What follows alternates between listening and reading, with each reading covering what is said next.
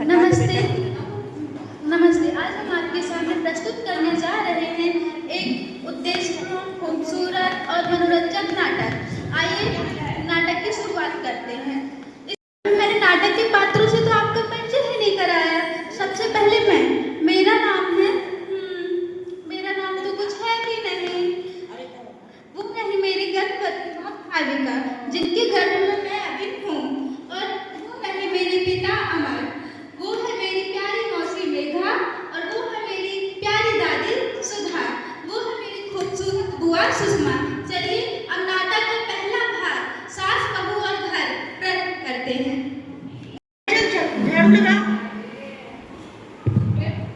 दीदी आप कुछ मत कीजिए, आप गर्भ से हैं, आपको आराम की जरूरत है इस वक्त। हाँ ठहरी, वो इस घर की काम नहीं करेगी तो क्या करेगी? माँ जी आप समझती क्यों नहीं है, ये 6 महीने से गर्भ की है। क्या हुआ, हम भी तो 6 महीने पेट से थे, हमने भी काम किया, हमारी सास ने भी काम कराया, बैठने नहीं दिया, ये भी वही करेगी। आपका जमाना कुछ और था, ये आप यहाँ बहू बनकर आई है, नौकरानी नहीं। सुषमा बिटिया कैसा मुंह चला रही है ये? हाँ माँ, कल की आई है मेघा, आपसे जवान लगाती है। देखो तुम हमारे घर में दखलंदाजी ना ही करो तो ही ठीक है। अपनी बेटी को तो बैठा कर रखते हुए दीदी से काम करवाते हो। बेटा देखो जरा कौन आया। जी माँ, देखता हूँ। नमस्ते आशा दीदी। आइए। नमस्ते माँ जी। नमस्ते दीदी। और कैसे आना हुआ? माँ जी मैंने सुना है कि आपके लोग पेट से हैं। हाँ है ना, मेरी 2 पेट से। इसे नहीं देखने आई। ये है मेरी दीदी भाविका, आप बात करिए। नमस्ते दीदी। नमस्ते दीदी। बहुत बहुत बधाई दीदी। धन्यवाद।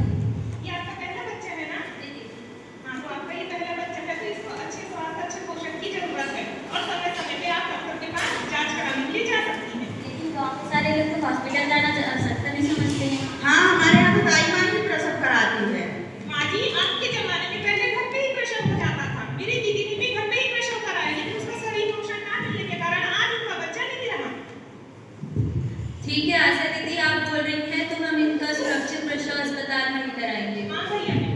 हाँ तू तो चाहेगा ही, जो उसका गुलाम जो ठहरा। पर माँ जब अस्पताल में सुरक्षित प्रसव मुफ्त में होता है तो हम क्यों नहीं अस्पताल में प्रसव कराएंगे। हाँ जाओ, तो सुनता ही कौन है। दीदी के समझाने पर मेरी माँ भाविका और पिता अमर प्राथमिक स्वास्थ्य केंद्र जाने के लिए तैयार हो गए। अब हम नाटक का दूसरा भाग।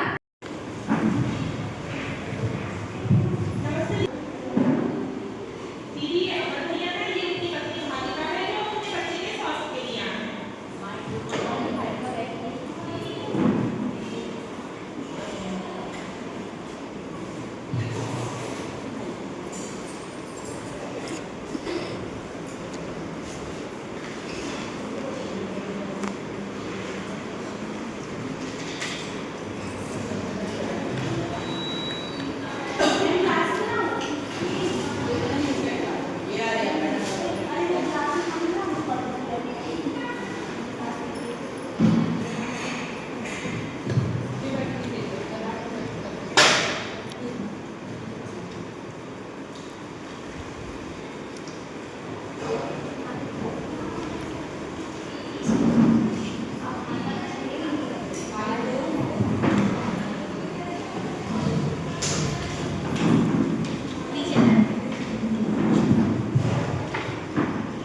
भाविका, जांच के अनुसार तुम्हारे शरीर में खून की कमी है। अगर तुम्हें सही खान पान और दवाइयों में ध्यान नहीं दे तो तुम्हें और तुम्हारे बच्चे दोनों को खतरा हो सकता है। नियमित जांच, सही पोषण और सुरक्षित प्रसव से माँ और बच्चा दोनों स्वस्थ रहते हैं।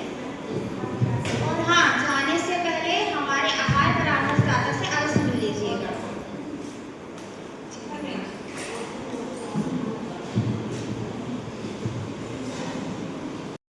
नमस्ते दीदी।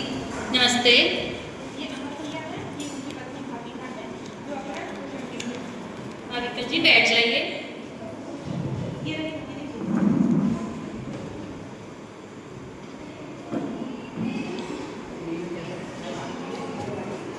देखो भाविका, मैंने तुम्हारी रिपोर्ट देखी है। तुम्हारे अंदर बाकी सब तो ठीक है, तुम्हारे अंदर खून की कमी रखना है और फल खाना है, हरी पत्तेदार सब्जियां खाना है और नमक खाना है, जिससे तुम अब स्वस्थ रह सको। तुम स्वस्थ रहोगी तो तुम्हारा होने वाला बच्चा भी स्वस्थ होगा। अमर भैया, आप इसका ध्यान रखिएगा। दीदी आप जैसा कहें। गुड़िया कुछ खाने देगी तब तो खाऊं, तो मुझे ही खा लो।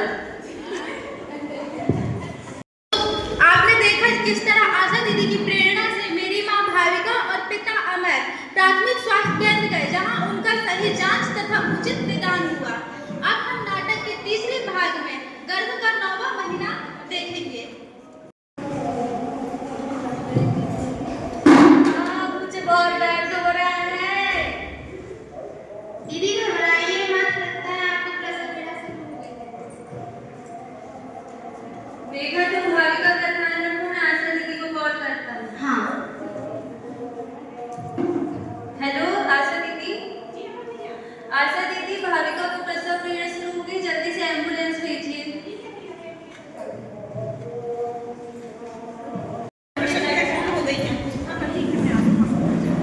तो गुरुदेव सरकार द्वारा मुफ्त में एम्बुलेंस सुविधा द्वारा मेरी मां भाविका अपने प्रसव के लिए प्राथमिक स्वास्थ्य केंद्र एम्बुलेंस में चढ़कर गई, साथ में मेरे पिता भी।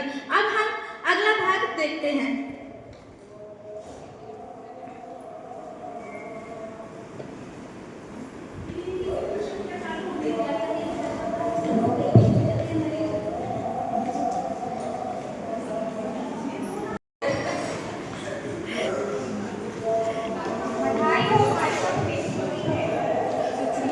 अच्छा हुआ जो आपने इन्हें सही समय पर अस्पताल ले आए, जिससे माँ और बच्चे दोनों को कोई समस्या नहीं होगी।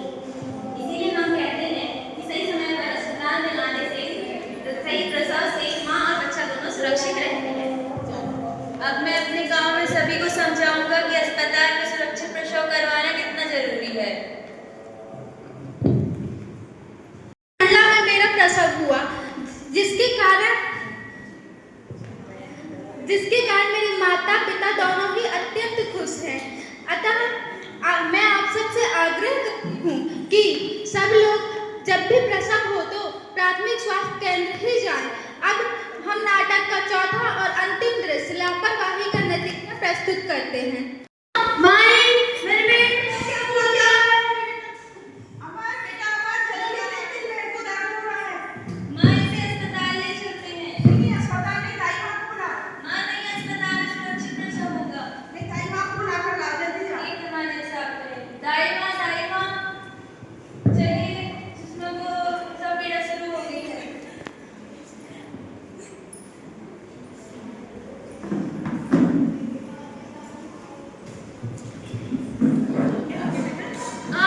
दाई माँ, मेरे पेट में बहुत ज्यादा दर्द हो रहा है।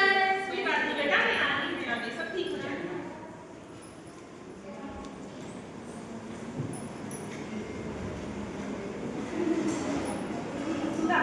मेरे पास की बात नहीं है। इसकी हालत बहुत खराब हो गई है, खून भी बहुत भर चुका है। मैं कुछ नहीं कर सकती, मैं अस्पताल लेके जाना पड़ेगा। अच्छा, तो हॉस्पिटल लेके जाना पड़ेगा। हाँ। चल बेटा, अमर हॉस्पिटल लेके जाना। चलो माँ, चलते हैं।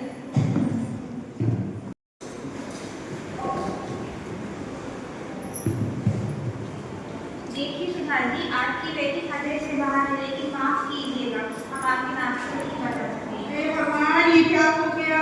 संभालिए आप अपने आप को। अगर आप इन्हें सही समय पर अस्पताल ले आती तो आज हम आपके नाती को बचा सकते थे। ये आप ही की लापरवाही है जो आज आपका नाती नहीं रह पाया। हे भगवान, ये क्या हो गया? मेरी लापरवाही की वजह से हे भगवान, मैंने अपना नाती खो दिया। हे भगवान। माँ, मैंने तो आपसे पहले ही कहा था अस्पताल ले चलते हैं। हाँ हाँ बेटा, तू सही कह रहा है, मेरी ही गलती है जो आज ये हो गया। लापरवाही का नतीजा क्या हुआ? मेरी प्यारी बुआ सुषमा को अपना बच्चा खोना पड़ा। अतः मैं ये कहूंगी कि अस्पताल में सुरक्षित प्रसव कराएं एवं मातृ मृत्यु दर और शिशु मृत्यु दर को कम करने में हमारा सहयोग करें। धन्यवाद।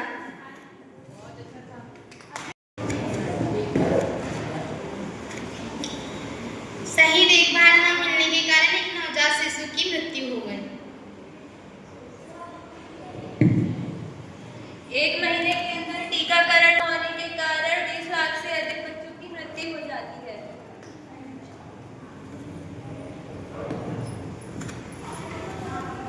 47% महिलाओं की मृत्यु आकस्मिक रक्तस्राव के कारण हो जाती है। सही पोषण न लेने पर बच्चे कुपोषित होते हैं।